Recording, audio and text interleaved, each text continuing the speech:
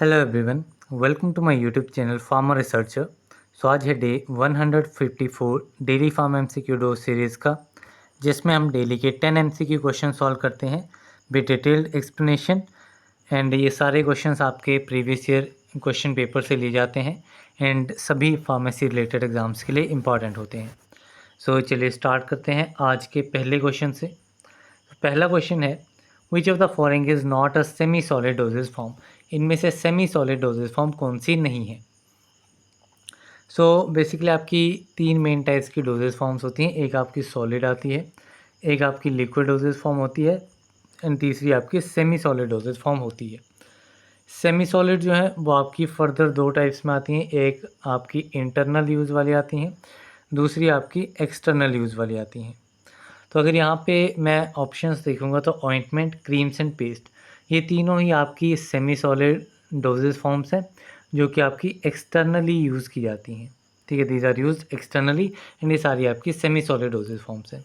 जबकि अगर मैं इमल्शंस की बात करूँ तो इमल्शंस इसमें एक सेमी सॉलिड डोजेज फॉर्म नहीं है। इमल्शन जो है वो एक लिक्विड डोजेज फॉर्म है एंड लिक्विड डोजेज फॉर्म में ये बाईफेजिक लिक्विड डोजेज फॉर्म है। It is biphasic liquid doses form. इसके अलावा आपकी जो सस्पेंशंस रहती हैं, सस्पेंशंस ये भी आपकी बाईफेजिक लिक्विड डोजेज फॉर्म रहती हैं। अब ऑइंटमेंट, क्रीम एंड पेस्ट, इसके अलावा एक डोजेज फॉर्म होती है जेलीस। ये चारों जो हैं वो आपकी सेमी सॉलिड डोजेज फॉर्म है फॉर एक्सटर्नल यूज़। ठीक है, सेमी सॉलिड में आती हैं, एक्सटर्नली यूज़ ये की जाती हैं।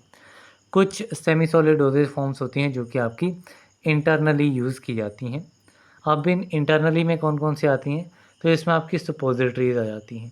इसमें आपकी सपोजिटरीज़ आ जाती हैं या फिर पेस्टरीज़ आपकी सपोजिटरीज़ का ही टाइप होता है। तो ये आपकी सेमी सॉलिड डोजेज फॉर्म्स होती हैं इंटरनल यूज़ के लिए। अब दूसरी आपकी डोजेज फॉर्म होती है लिक्विड डोजेज फॉर्म। इसमें आपकी बाईफेजिक रहती हैं। बाईफेजिक वो हमने देख ली, इमल्शन एंड सस्पेंशन। दूसरी आपकी होती है मोनोफेजिक। मोनोफेजिक मोनोफेजिक आपकी similar internal and external use के लिए रहती हैं। इंटरनल एंड एक्सटर्नल यूज़ के लिए, इंटरनल एंड एक्सटर्नल यूज़ के लिए। इंटरनल में आपकी कौन कौन सी आ जाती है, इसमें आपकी सिरप्स आ जाती हैं, एलिक्जर्स आ जाते हैं, ड्रॉप्स आ जाती हैं। तो ये आपकी इंटरनली होती हैं। जबकि अगर मैं एक्सटर्नली की बात करूँ तो इसमें आपके लिनीमेंट्स आ जाते हैं, लिनीमेंट, लोशन इसमें आ जाता है, बाकी थ्रोट पेंट्स आ जाते हैं, स्प्रेज आ जाती हैं, आई लोशंस आ जाते हैं, आई ड्रॉप्स आ जाती हैं, नेज़ल ड्रॉप्स आ जाती हैं। तो ये सारी आपकी एक्सटर्नल यूज़ के लिए मोनोफेजिक लिक्विड डोजेज फॉर्म्स रहती हैं। देन अगर मैं थर्ड टाइप की बात करूँ, that is solid doses form. तो सॉलिड में आपकी कुछ यूनिट डोजेज फॉर्म्स रहती हैं, दूसरी आपकी बल्क डोजेज फॉर्म्स रहती हैं। यूनिट में आपके सारे टैबलेट, कैप्सूल्स, पिल्स, पाउडर्स जो हैं वो आपकी यूनिट डोजेज फॉर्म्स रहते हैं। जबकि बल्क में आपका similar internal and external use के लिए अलग अलग रहता है।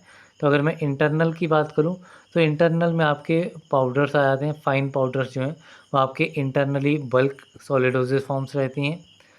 दूसरी आपकी एक्सटर्नल वाली रहती हैं। एक्सटर्नल में आपकी डस्टिंग पाउडर आ जाता है। ठीक है, डस्टिंग पाउडर इसमें रहता है, इंसफलेशंस, डेंट्रीफ्राइसिस, डेंट्रीफ्राइसिस, इसके अलावा स्नफ्स।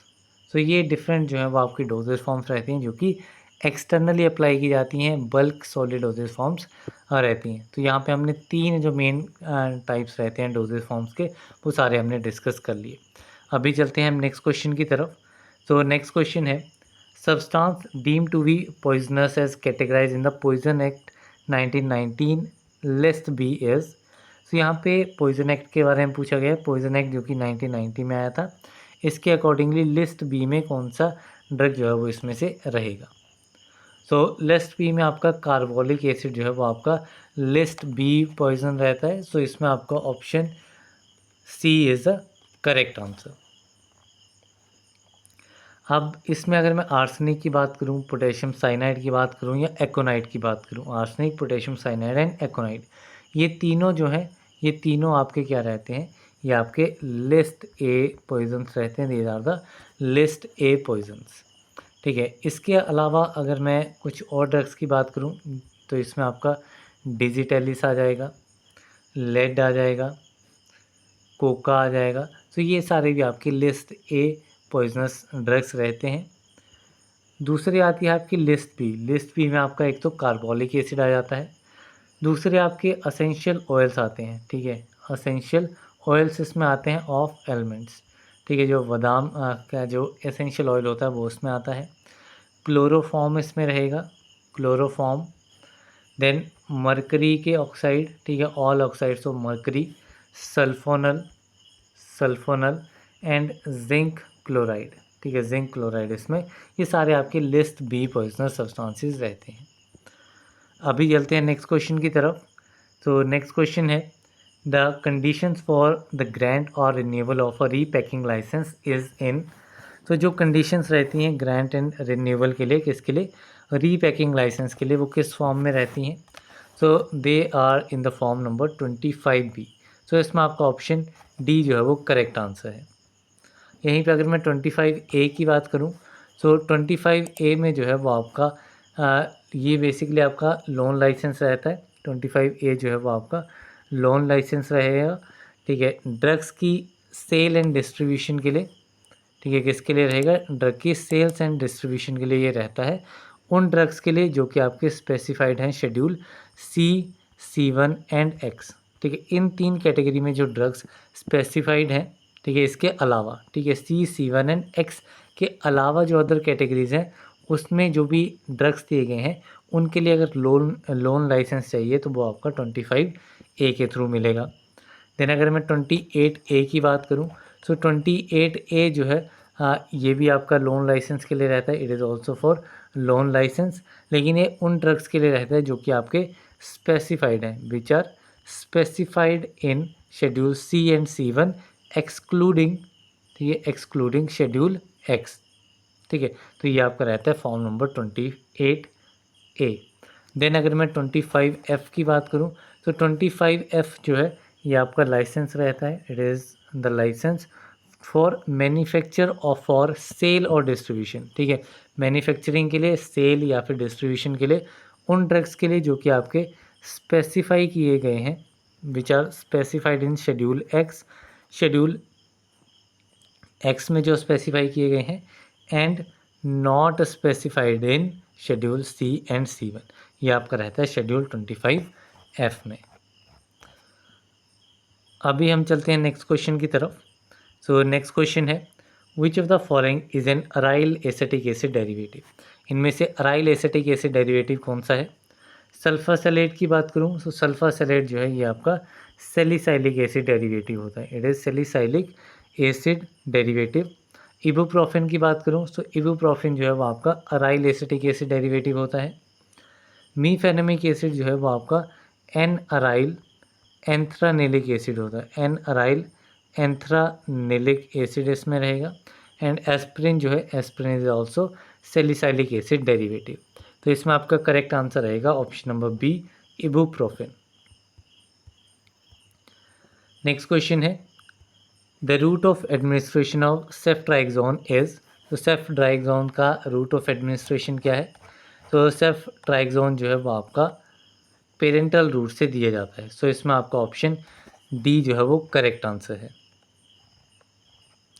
अब जो आपका सेफ्ट्राइक्सोन है ये आपका थर्ड जनरेशन सिफेलोस्पोरिन है। It is third generation cephalosporin. अब थर्ड जनरेशन में जो आपके अदर ड्रग्स आते हैं थर्ड जनरेशन में जो कि आपके पेरेंटली दिए जाते हैं, उसमें एक ड्रग आता है आपका सेफोक्टाजिम, एक आता है आपका ceftizoxime, then ceftazidime and the last one is cefoperazone. तो ये डिफरेंट आपके रहते हैं थर्ड जनरेशन सिफेलोस्पोरिन जो कि आपके पेरेंटली दिए जाते हैं। अब थर्ड जनरेशन में ही आपके कुछ ओरली दिए जाने वाले सिफेलोस्पोरिन्स भी हैं, जिसमें आपका एक ड्रग आता है सेफिक्जिम, दूसरा आता है आपका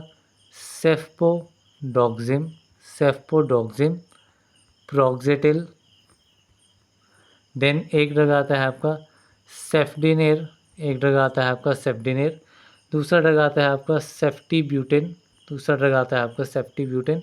सो ये डिफरेंट ड्रग्स आपके ओरली दिए जाते हैं, थर्ड जनरेशन सिफेलोस्पोरिन्स होते हैं। अभी चलते हैं नेक्स्ट क्वेश्चन की तरफ।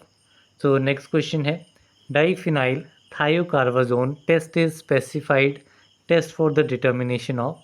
तो डाइफिनाइल थायोकार्बाजोन टेस्ट जो है वो आपका स्पेसिफिक टेस्ट होता है इसकी डिटर्मिनेशन के लिए। So it is for the determination of lead. So option B जो है वो करेक्ट आंसर है। अब जो आपका लेड का लिमिट टेस्ट होता है, लेड का लिमिट टेस्ट होता है, तो लिमिट टेस्ट जो है वो आपका परफॉर्म किया जाता है। इसमें आपके डिफरेंट एजेंट्स जो हैं वो यूज़ किए जाते हैं। जो आपका रीएजेंट यूज़ किया जाता है लेड के लिमिट टेस्ट में वो आपका होता है डाईथायाजोन। कौन सा होता है? डाईथायाजोन एजेंट है, वो आपका लेड के लिए रहता है, लेड के लिमिट टेस्ट के लिए। अब जो लेड का लिमिट टेस्ट परफॉर्म किया जाता है उसमें बेसिकली क्या किया जाता है? तो इसमें बेसिकली आपके दो टाइप के सॉल्यूशंस बनाए जाते हैं। एक आपका एक्सपेरिमेंट सॉल्यूशन होता है, एक आपका स्टैंडर्ड सॉल्यूशन होता है। One is standard, one is experiment. Experiment में क्या होता है? तो एक्सपेरिमेंट में जो आपका लेड इम्प्योरिटीज़ हैं, लेड इम्प्योरिटीज़ आपकी रिएक्ट करती हैं, ये रिएक्ट करेंगे आपकी डाईथायाजोन के साथ। This will react with dithizone एंड इसके साथ रिएक्ट करने पे आपका कॉम्प्लेक्स बनेगा लेड डाईथायोनेट कॉम्प्लेक्स, जो कि आपका किस कलर का होगा? ये आपका होगा लेड थायाजोन जो बनेगा ये आपका होगा वायलेट कलर का, it will become violet colour. And जो आपका स्टैंडर्ड सॉल्यूशन होगा ये आपका किस कलर का होगा? It will be of green colour. ठीक है, इसमें आपका क्लोरोफॉर्म भी बनता है, क्लोरोफॉर्म आपकी अमोनिकल लेयर होती है एंड वही आपका green and this violet colour show करता है। देन चलते हैं नेक्स्ट क्वेश्चन की तरफ। सो नेक्स्ट क्वेश्चन है the process of grinding a substance to a very fine powder is called. So substance को ग्राइंड करने का प्रोसेस एक बहुत ही फाइन पाउडर में आपका क्या कहलाता है? So this is known as trituration. So option D is correct. यहीं पे अगर मैं लेविगेशन की बात करूं तो लेविगेशन जो है इसमें क्या करता है, इसमें आपका जो पाउडर है उसको मिक्स किया जाता है एक नॉन सॉल्वेंट के साथ। ठीक है, जहाँ पे नॉन सॉल्वेंट आएगा वो आपका लेविगेशन में आ जाएगा। नॉन सॉल्वेंट के साथ इसको मिक्स किया जाता है एंड देन उसको पेस्ट प्रिपेयर किया जाता है एंड उस पेस्ट को रब किया जाता है ताकि उसका साइज़ जो है वो रिड्यूस हो जाए। अब इसमें जो मोस्टली नॉन सॉल्वेंट कौन सा यूज़ किया जाता है? तो जो आपके मिनरल ऑयल्स रहते हैं, मिनरल ऑयल्स वो आपके नॉन सॉल्वेंट्स रहते हैं। देन इसके अलावा कुछ अदर टेक्निक्स रहती हैं। तो मैसरेशन आपका एक्सट्रैक्शन का प्रोसेस है, it is a process of extraction. Sublimation जो है, सब्लिमेशन आपका एक ऐसा प्रोसेस रहता है जिसमें आपका सॉलिड जो है वो आपका ट्रांसफॉर्म हो जाता है गैस फेज़ में without going into liquid phase. Liquid phase में ये नहीं जाएगा, इनडायरेक्टली सॉलिड से गैस में ट्रांसफॉर्म हो जाएगा। अभी चलते हैं नेक्स्ट क्वेश्चन की तरफ। सो नेक्स्ट क्वेश्चन है which of the following organization functions as a laboratory with respect to blood grouping reagents and diagnostic kits for human immunodeficiency virus, hepatitis V surface antigens and hepatitis C virus। अब यहाँ पे जो different आपकी organisation दी गई हैं इनमें से बताना है कौन सी ऑर्गेनाइजेशन है जिसमें जो लेबोरेटरी है वो blood grouping reagents and diagnostic kits के विद रिस्पेक्ट टू अपना काम करती है। सो ये आपकी कौन सी रहती है? So this is the national institute of biologicals Noida. तो इसमें आपका ऑप्शन ए जो है वो करेक्ट आंसर है। यहीं पे मैं बात करूं अगर ऑप्शन बी की, that is central drug testing laboratory Thane, तो ये आपका इंट्रा यूट्राइन डिवाइसेस के लिए रहती है। Intra uterine devices, intra uterine devices and fallopian rings, and fallopian rings के लिए जो है वो आपकी रहती है central drug testing laboratory Thane. Then बात करूँ centre for advance research in virology Vellore and national institute of virology Pune, ये दोनों जो है ये दोनों आपकी किसके लिए रहती हैं? These are for the human blood. ठीक है, ह्यूमन ब्लड के लिए and human blood products, and जो आपके ब्लड प्रोडक्ट्स रहते हैं उनके लिए आपकी ये दो आपके इंस्टीट्यूट्स हैं। सो अभी हम चलते हैं नेक्स्ट क्वेश्चन की तरफ। सो नेक्स्ट क्वेश्चन है tropane alkaloids can be identified by. तो ट्रोपेन अल्कोलॉइड्स की आइडेंटिफिकेशन जो है उसके लिए कौन सा टेस्ट रहता है? तो ट्रोपेन अल्कोलॉइड्स के लिए आपका विटाली टेस्ट या फिर विटाली मोरेन टेस्ट जो है वो इसके लिए रहता है। तो इसमें आपका ऑप्शन बी जो है वो करेक्ट आंसर है। अब ट्रोपेन अल्कोलॉइड्स में कौन कौन से ड्रग्स आ जाते हैं? तो इसमें आपका वेलाडोना आ जाता है, ठीक है, वेलाडोना इसमें रहेगा। देन आपका दतूरा इसमें रहता है, डुवोइसिया इसमें रहता है, हायोसाइमस इसमें रहता है, हायोसाइमस। तो ये डिफरेंट ड्रग्स आपके ट्रोपेन अल्कोलॉइड्स हैं जो कि जिनकी आइडेंटिफिकेशन के लिए विटाली मोरेन टेस्ट जो है वो परफॉर्म होता है। यहीं पे अगर मैं थैलेगुइन टेस्ट की बात करूं तो थैलेगुइन टेस्ट जो है वो आपका सिनकोना के लिए जो है वो आइडेंटिफिकेशन टेस्ट है। ब्यूरे टेस्ट जो है, ब्यूरे टेस्ट आपका प्रोटीन्स के लिए जनरल टेस्ट है, प्रोटीन्स के लिए जनरल टेस्ट है। एंड मिलेंस टेस्ट जो है वो आपका टायरोसिन के लिए टेस्ट रहता है, ठीक है, it is for tyrosine. Biuret test is for basic test for proteins and thalleioquin test आपका सिनकोना के लिए, एंड ट्रोपेन के लिए आपका विटाली मोरेन टेस्ट। अभी चलते हैं नेक्स्ट क्वेश्चन की तरफ। सो नेक्स्ट क्वेश्चन है the plant drug which is oxytocic is. तो ऐसा प्लांट जो कि आपका ऑक्सीटॉक्सिक होता है, तो this plant is known as ergot. So option A is correct.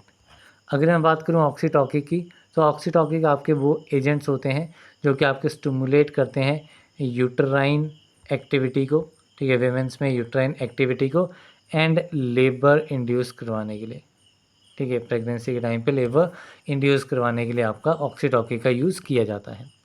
यहीं पे अगर मैं कुर्ची की बात करूं तो कुर्ची आपका होता है antiprotozoal, kurchi is anti protozoal.